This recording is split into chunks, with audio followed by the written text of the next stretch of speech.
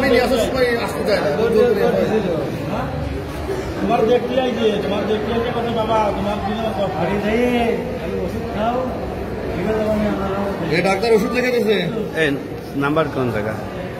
Number না number কি ঠিক আছে দেখেন। এখন শরীরের অবস্থা কেমন আপনার? ভালো না। মেয়ের বিচার না হওয়া পর্যন্ত ভালো থাকবে না। আমার ব্ল্যাক হয়ে যাবে। কি নামে লাগবো? সাবধান। আচ্ছা আসুন ওর থানায় যেতে হবে। মেয়ের বলটা রয়েছে সবাই।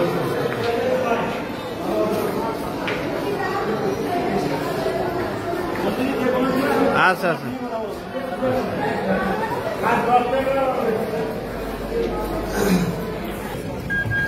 গাড়ি কই ভাই বল।